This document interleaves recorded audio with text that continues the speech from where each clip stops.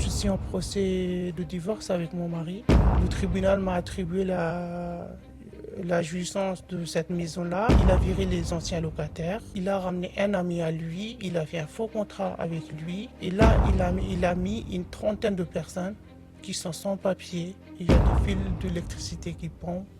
J'ai des rats, j'ai des cafards. Ils se droguent. Ils m'ont poussé. J'ai appelé la police. Ils ne sont pas venus. Il a arrêté de payer le crédit à partir du mois d'août. Il m'a dit, c'est toi qui as la gérance, paye les crédits. J'ai fait au moins 5-6 mains courantes. À chaque fois quand j'avais un problème, j'allais les voir. Il partait pour une plainte, mais il disait, on ne peut pas prendre votre plainte, vous pouvez faire une main courante. Plus, j'avais fait faire venir un monsieur de justice pour constater tout ça. Cette nuit, je n'ai pas dormi. J'arrivais pas à dormir jusqu'à 4 heures du matin. Ça me faisait un truc. J'avais peur des gens. Au commissariat de Sevran, on m'a dit on peut rien faire pour vous, madame. J'ai dit vous attendez quoi? Qu'on me tue, on fait mal à mes enfants? C'est là que vous allez venir, c'est là que vous allez réagir?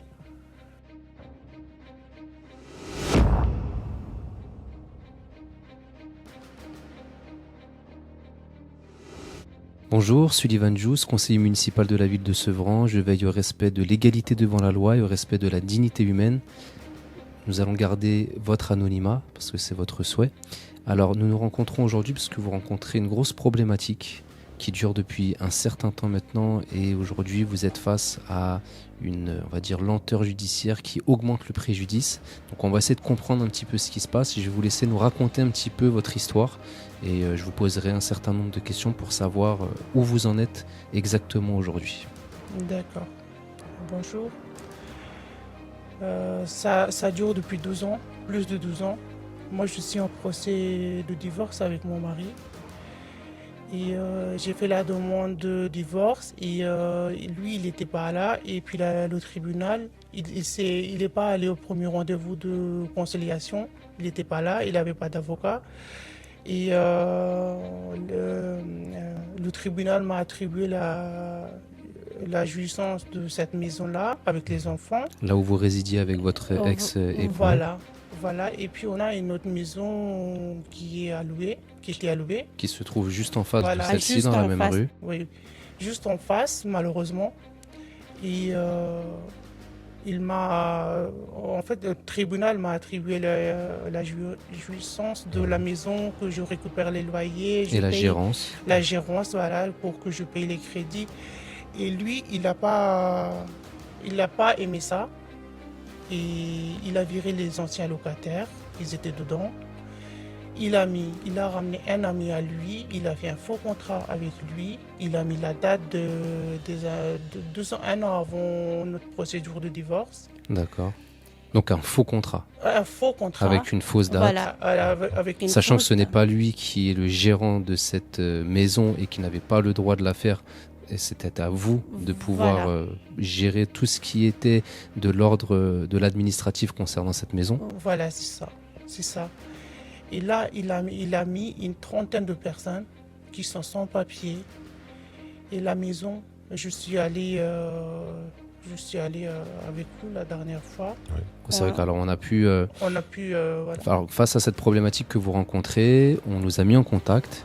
Nous avons pris donc attache avec vous, nous avons décidé d'aller voir comment ça se passait là-bas, donc nous avons toqué, on nous a ouvert la porte, et vu que vous êtes propriétaire, les personnes vous ont laissé rentrer, on a pu filmer un certain nombre d'éléments dans la maison, et ce qu'on a vu est quand même nous a laissé bouche bée. Voilà, alors il y a le rez-de-chaussée et le premier étage qui sont dans un état passable, on va dire, hormis tout ce qui est partie commune comme les salles de bain, la cuisine, etc. Mais on a vu qu'il y avait pas mal d'occupants dans la maison.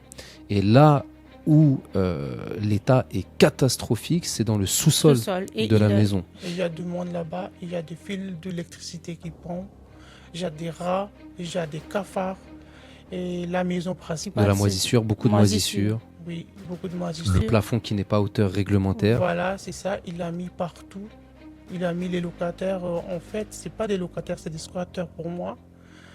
Parce que lui, il a fait un faux contrat avec eux et il y a tous les week-ends, il y a des va-et-vient, il y a des gens qui sortent, qui viennent, avec leurs valises. Mais il leur réclame de l'argent de toute façon. Oui, de toute façon, c'est ça. Au Et c'est vrai début, que le jour où nous sommes allés là-bas, rien qu'au rez-de-chaussée, déjà en pleine journée, il y avait à peu près une dizaine de personnes. voilà. Et vous nous disiez que le soir, ils étaient à peu Voilà. près une vingtaine, que Voilà. en bas, hein, que dans le sous-sol. Oui, dans ce sol. Et vous avez bien vu que j'ai un gérant là-bas. J'ai un gérant Donc qui votre gère. ex-mari a mis un gérant sur place. Voilà. Et c'est lui qui gère les attributions, on va dire, des places Voilà. en location dans la maison, que ce soit au premier étage, au rez-de-chaussée ou au sous-sol. Oui, c'est ça. Et puis, on a fait des enregistrements. On a des enregistrements, les vidéos que vous avez fait.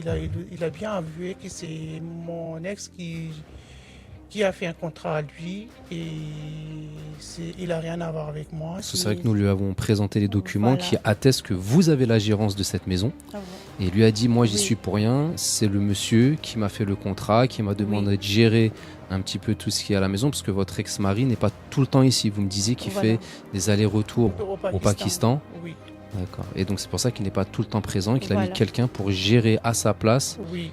tout ce qui se passe dans la maison. Oui, et là, c'est devenu invivable parce que tous les gens qui sont là, ils sont tout le temps dans la fenêtre, tout le temps dans la fenêtre. Et quand je sors, ils mettent la musique à fond. Et même les voisins, ils n'en peuvent plus parce que ils regardent quand les filles elles sortent. Les voisins, ils sont des filles, ils les regardent. Et, Des fois, ils se mettent juste à côté de Voilà, la porte juste de à- sortie. voilà, juste à côté de porte de sortie. Et à chaque fois quand je sors, ils sont là. J'ai un qui est là sur le trottoir en train de me regarder.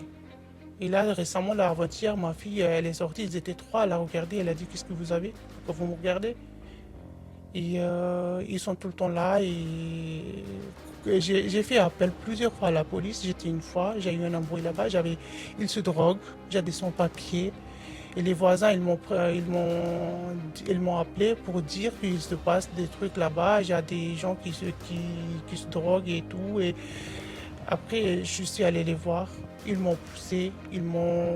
Alors vous êtes allé les voir là-bas dans la maison. Oui, dans la maison, ils m'ont poussé. J'ai appelé la police. Ils ne sont pas venus. Alors, on va maintenant parler un petit peu des autres problématiques que ça engendre et savoir un petit peu toutes les démarches que vous avez faites et qu'on a pu faire ensemble parce qu'on vous a Oui, accompagné dans oui. un certain nombre de démarches. Parce qu'il faut savoir que ces deux maisons sont encore sous crédit. Oui, sous crédit. Ce qui fait que pendant une certaine période, votre ex-mari continue à payer le crédit Oui. à travers l'argent qu'il percevait des Oui. locations qu'il fait Oui. en face, mais depuis Oui. plusieurs mois, il ne le fait plus. Oui. Et comme le crédit est à vos deux noms, Oui. la banque aujourd'hui vous réclame de payer Voilà. les quittances En fait- mensuelles. Voilà. Il a arrêté de payer le crédit à partir du mois d'août. D'accord. Il m'a dit, c'est toi qui as la gérance, paye les crédits. Et moi, je suis à RSA, j'ai 3 enfants. Je vis qu'avec la RSA. Et je paye le crédit. Normalement, il doit payer la moitié du crédit de cette maison, plus l'assurance. Et il m'a laissé 3 crédits en course de prêts personnels sur mon dos. 2, j'ai terminé. Et 3e, je vais terminer sur le mois d'octobre. Et la maison, je paye à peu près 1 000 € par mois. Ici, Et- dans celle-ci, Dans Pour le celle-ci, crédit, de ma d'accord. poche. Parce que lui, Il il a a arrêté de tout payer. voilà, normalement, il doit me payer la moitié. D'accord. Et ce qui était décidé par le tribunal. Mhm. Même l'assurance de la maison, et je devais percevoir des pensions alimentaires pour les enfants. Mhm. Il ne le fait pas aussi. D'accord. Et moi, je vis avec la RSA et moi, je ne peux pas payer, gérer les crédits de 2 maisons. Sachant qu'actuellement, vous êtes en formation en vue de Voilà. retrouver un... Voilà, moi, je travail suis en par la formation suite. à DVF, D'accord. auxiliaire de vie. Et c'est pas encore fini. Je vais passer mon examen au mois d'octobre. Et puis après, on va voir si j'ai un travail ou pas. D'accord. Alors, au vu de toutes ces problématiques-là, on vous a accompagné dans un premier temps au commissariat pour faire un dépôt de plainte. Oui, on va parler de ça. Parce qu'au début, quand j'allais toute seule, avec ma ordonnance de tribunal, il ne voulait pas prendre ma plainte. Il faisait que de ma courante. Au commissariat de Sevran. Oui, commissariat de Sevran. J'ai fait au moins 5-6 mains courantes. À chaque fois quand j'avais un problème, j'allais les voir. Et, Sachant que vous, de base, vous vouliez déposer plainte. Mais on voilà, refusait voilà, de votre- je partais pour une plainte, mais il disait on ne peut pas prendre votre plainte, vous pouvez faire une main courante. D'accord. Et après, je vous ai croisé, j'ai eu l'honneur de vous avoir et vous m'avez accompagné jusqu'au commissariat. Et on a pu déposer plainte. Voilà. Et nous sommes tombés sur une personne qui était très très bien, qui a très bien fait son travail, qui a repris la plainte, qui a même fait une alerte au préfet de la Seine-Saint-Denis, Oui. Parce que aujourd'hui, il y a une vraie insalubrité, une vraie insécurité dans la maison.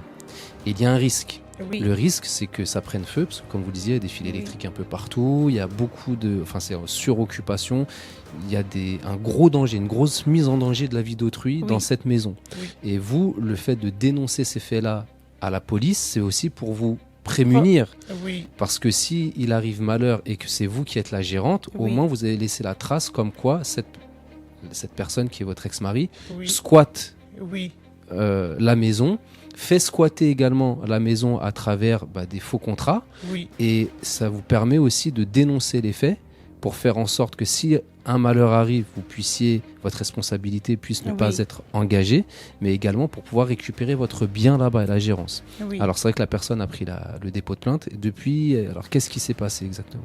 Il ne s'est rien passé. Il ne s'est rien passé. Ce matin, j'ai appelé, mais elle est en congé, la personne qui s'en occupe de dossier. Sachant que le dépôt de plainte, c'était il y a plus de 3 mois déjà. Oui, c'était au mois de juin. C'était au mois de juin. Et après, j'ai fait 2 compléments de plainte. Première, c'était par rapport par rapport au le fait qu'il ait arrêté de payer les crédits. Voilà. Et que ça vous mettait en difficulté par rapport à la banque. Voilà. Et puis, rien n'est bougé.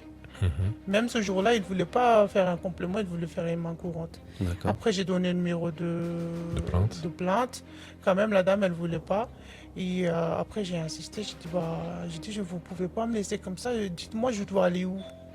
Dites-moi, qu'est-ce que je dois faire? Et c'est après, quand j'ai tout raconté, après, elle a fait un complément de plainte. D'accord. Et j'ai signalé que monsieur, normalement, il ne doit pas être sur les lieux. Il vit dans la maison. J'ai donné son camion, il est garé dans la maison. Alors c'était l'objet du deuxième complément de plainte, c'était pour signaler la présence de monsieur, parce que lors du dépôt de plainte initial, il n'était pas en France, ou en tout cas il n'était pas dans la maison. Oui. Et le deuxième complément de plainte, c'était pour signaler sa présence dans les lieux depuis plusieurs semaines, sachant que les autorités judiciaires auraient pu demander à la police de venir faire évacuer les lieux, chose qui n'a pas été faite. Et ça n'a pas bougé, il ne s'est rien passé, j'ai donné son numéro de plaque de sa voiture, numéro de plaque de son camion. J'ai dit qu'il dort là, il est là. J'ai filmé l'autre jour quand j'étais parti faire un complément de plainte pour signaler qu'il est dans les lieux. Et j'ai montré la vidéo de sa voiture, qu'elle est garée là, bien devant la maison. Je prends tous les matins les photos. Mais quand je vais le voir, on me dit c'est une affaire civile, et ça, on peut rien faire. Et pourtant, il y a une mise en danger de la vie d'autrui, il y a du logement incompatible avec la dignité humaine, il y a des menaces. Voilà, j'ai des menaces, et j'ai des provocations, j'ai plein de trucs, mais personne. Alors, il y a aussi le fait que nous ayons été au service logement de la ville pour signaler au service hygiène et salubrité le fait qu'il y a un logement incompatible avec la dignité humaine. Nous leur avons montré les vidéos. L'un des responsables du service logement nous a dit qu'étant donné que c'était la propriétaire qui faisait le signalement et non pas un des locataires, il ne pouvait pas intervenir, malgré que toutes les preuves leur soient montrées avec toute l'insécurité, l'insalubrité, on va dire les normes qui ne sont pas respectées, etc. etc. Et de plus, j'avais fait faire venir un huissier de justice pour constater tout ça. J'ai le compte rendu du dossier. C'est bien, la maison elle est squattée et les fenêtres sont cassées et la maison elle est dans un état... ça fait mal au corps quand je vais là-bas, quand je vois même le jardin à l'intérieur, à l'extérieur, ça se voit que c'est une maison squattée. Et puis ça, un premier complément de plainte, j'avais fait ça, qu'on était parti voir, la service d'hygiène, ils peuvent rien faire et puis j'avais fait un complément de plainte par rapport à ça aussi. D'accord. Alors vous me disiez aussi récemment que votre fils était allé voir un petit peu ce qui se passait là-bas Et votre ex-mari aurait demandé au gérant qui l'a mis sur place d'appeler la police en prétextant le fait que votre fils aurait étranglé cette personne pour faire venir la police. Vous pouvez nous expliquer un petit peu? Oui, en fait, ils m'ont provoqué. À chaque fois quand je sors, même je vais pour mes courses, quand je sors, ils sont dans la fenêtre, ils sont en train de me regarder. Et ce jour-là, c'était en fait, c'était par rapport à mon ex. Il a appelé ma fille. Il s'est passé un truc, il m'a regardé, le monsieur l'a regardé. C'est ma fille qui l'a appelé. Que tu as mis des gens devant et on n'arrive pas à sortir. Il nous provoque, il nous regarde mal. Et mon ex, il a dit pourquoi elle rentre dans la maison. C'est pas à elle la maison, c'est à lui, c'est au gérant, c'est le locataire. Et si elle met son pied là-bas, et tu vas voir ce qu'il va faire avec elle. Et après, moi, je suis partie exprès, j'ai toqué à la porte, j'ai des vidéos. J'ai toqué à la porte, il est sorti, j'ai dit bonjour, j'ai entendu que tu voulais appeler la police. J'ai dit moi je suis là, appelle la police.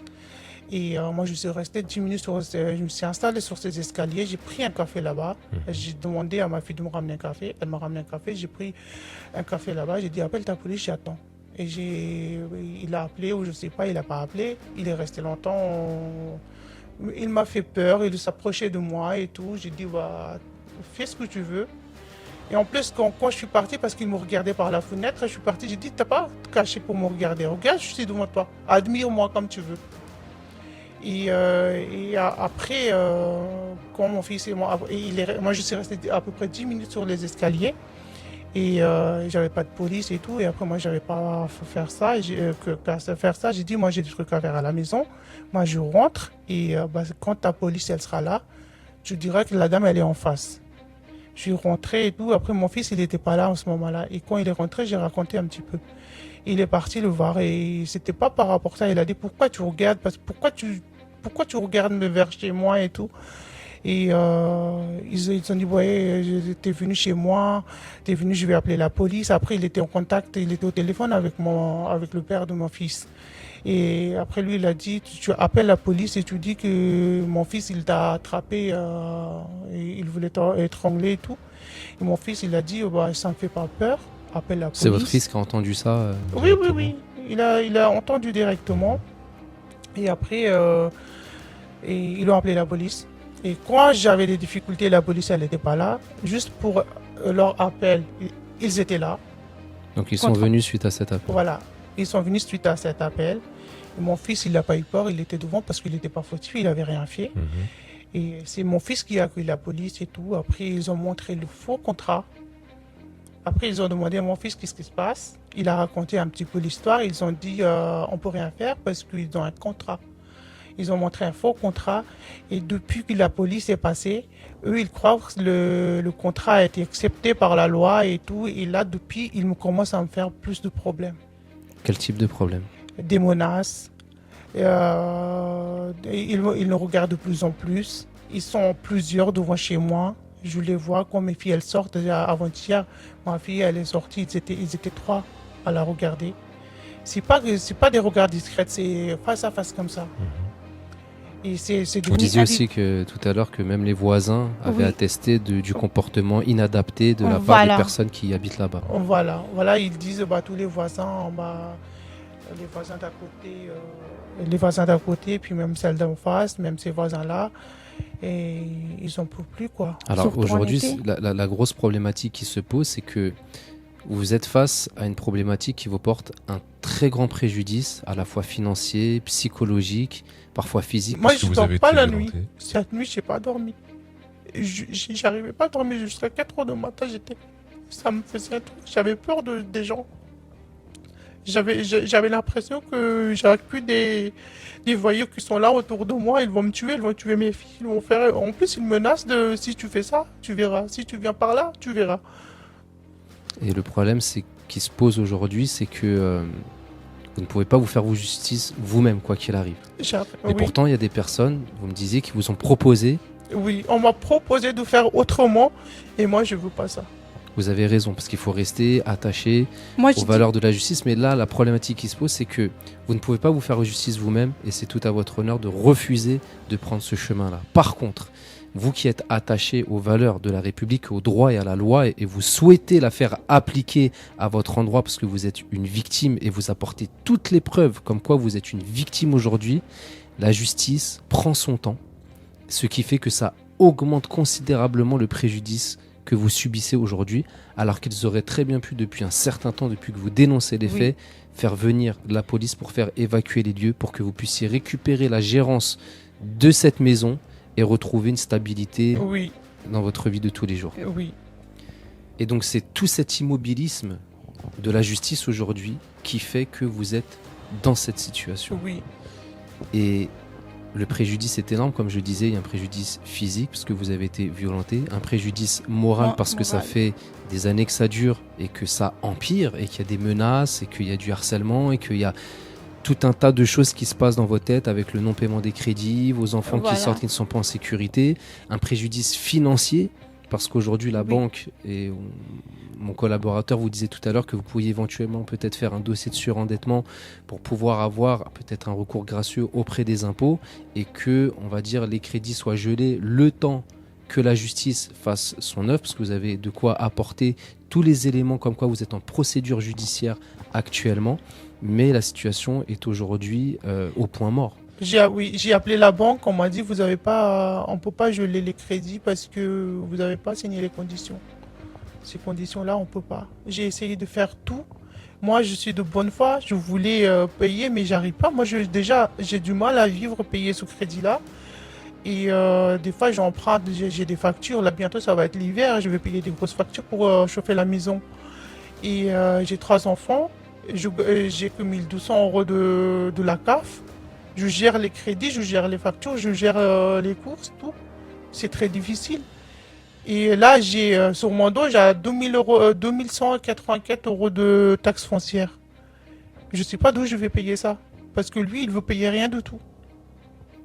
Et c'est pour ça que nous vous accompagnons depuis plusieurs mois maintenant, que nous allons continuer à vous accompagner pour essayer de faire en sorte que la loi s'applique et que vous puissiez retrouver la jouissance de vos biens comme la justice l'a décidé.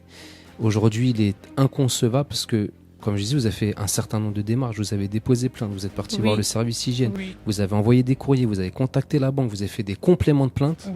Donc on voit bien que vous n'êtes pas resté les bras croisés en attendant que la situation, on ne sait par quel miracle, se règle elle-même. Vous avez fait toutes les causes pour faire en sorte que la loi puisse s'appliquer et que l'État vienne en aide à une victime. Parce qu'aujourd'hui, vous êtes une victime. Et l'État se doit de vous venir en aide. Et tout le temps qui passe augmente le préjudice. Et si par malheur, il devait arriver quelque chose dans cette maison, un incendie qui se déclenche, ou on ne sait quel autre accident de la vie de tous les jours pourrait se produire, au vu du temps entre le moment où vous avez dénoncé les faits et les délais d'intervention, il se peut même que l'État et la justice aient une part de responsabilité si malheur il devait se produire. Et donc, nous ne pouvons que vous inciter, vous encourager à garder le moral, à ne pas baisser les bras et à rester sur ce chemin qui est celui de la volonté d'application de la loi. Parce qu'on dit que les hommes naissent et demeurent libres et égaux en droit. Aujourd'hui, on a l'impression que dans nos quartiers, dans le 93, les choses prennent plus de temps que si la même situation s'était produite dans un autre quartier de Paris, du 16e arrondissement, ou peut-être dans un autre département de France, tout simplement. Mais on a vraiment l'impression aujourd'hui que les Séquano-Dionysiens, les habitants de la Seine-Saint-Denis, sont considérés comme des citoyens de seconde zone et que leurs problématiques sont bien souvent relayées au second plan et qu'on gère d'autres dossiers en fonction, non pas des priorités d'intervention, mais en fonction d'une subjectivité qui bien souvent porte préjudice aux administrés que nous sommes. Ce que j'ai remarqué hier soir, quand j'ai appelé la police numéro 17 standard, il a bien pris en compte mon appel quand il a transféré l'appel vers le commissariat de Sevron. On m'a dit on ne peut rien faire pour vous, madame. Si c'est une affaire civile, on ne peut pas être là. Et pourtant, ça ne relève pas du civil. Enfin, il y a une partie civile, mais il y a également une partie pénale. Moi, je dis, vous attendez quoi qu'on me tue? C'est là que vous allez venir, ça va être trop tard. Même ce matin, j'ai dit, quand j'ai appelé la dame qui suit mon dossier, et j'ai dit, vous attendez quoi? Vous attendez qu'on me tue, on fait mal à mes enfants? C'est là que vous allez venir, c'est là que vous allez réagir? Ils ne pourront pas dire qu'ils n'étaient pas au courant. En Oui. tout cas, nous vous souhaitons beaucoup de courage. Merci. Nous allons continuer à vous accompagner dans toutes les démarches pour pouvoir faire en sorte que les choses avancent le plus rapidement possible. Et je vous dis à très bientôt pour la suite du dossier en tout cas. Merci.